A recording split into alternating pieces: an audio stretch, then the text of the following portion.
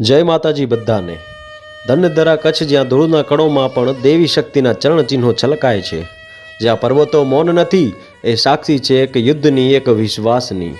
100 કહાનીઓ કચ્છનીમાં આજે આપણે જઈશું માતાના મઢના પવિત્ર યાત્રાધામ માતાના મઢથી ઉત્તર દિશા તરફ, જ્યાં પથ્થરો વચ્ચે શિલાઓના ગર્ભમાં મા જાગોરા ભવાની સ્વયંભૂ બિરાજમાન છે। કહે છે આ મંદિર માનવ હાથથી નહીં પરંતુ સમય, યુદ્ધ અને માતૃશક્તિ દ્વારા ઘડાયું હતું। વાત છે સદીઓ પહેલાંની, જ્યારે રાજસ્થાનની ધરા પરથી મા આશાપુરા પોતાના 2 સંતાનો હરિસિંહ અને થરીસિંહને લઈને કચ્છની આ પાવન ધરા પર આવે છે। આ બંને પુત્રો હતા સોનગરા શાખાના વીર ચૌહાણ રાજપૂતો। તે સમયે આ પ્રદેશ પર મહિષાસુર નામના ભયાનક રાક્ષસનો ત્રાસ હતો। ધરતી કંપતી, આકાશ થરથરતું અને લોકોની આશા માત્ર એક માતા।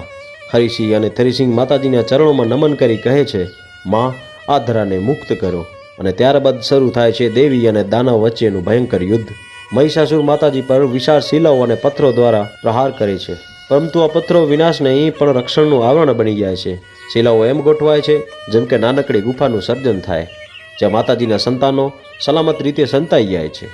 અને એ જ સમયે મા જાગોરા ભવાની તેમના મહારૂપમાં પ્રગટ થાય છે અને આ પાવન ધરા પર મહિષાસુરનું અંત કરે છે।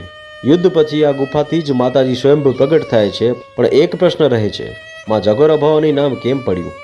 વર્ષો બાદ હરિસિંહ અને થરીસિંહના વંશજો નિજારી પંથની ગુપ્ત વિધિઓ પર્વતની નીચે આવેલા ઓરડાઓમાં કરતા। આ વિધિઓ આખી રાત ચાલતી, જેને જાગ કહેવાય। એ જ નામ પરથી માતાજીનું નામ જાગોરા ભવાની પડ્યું। સોનગરા ચૌહાણ વંશના રાજપૂતો મા આશાપુરા અને જાગોરા ભવાનીની આજે પણ સેવા પૂજા કરે છે। દર વર્ષે સાતમ આઠમના પાવન દિવસે ચૌહાણ રાજપૂતો માતાના દર્શને ભેગા થાય છે। આજે માત્ર રાજપૂતો નહીં પરંતુ સમસ્ત સનાતની સમાજ અતૂટ શ્રદ્ધા અને વિશ્વાસ સાથે મા જાગોરા ભવાનીના દર્શને આવે છે।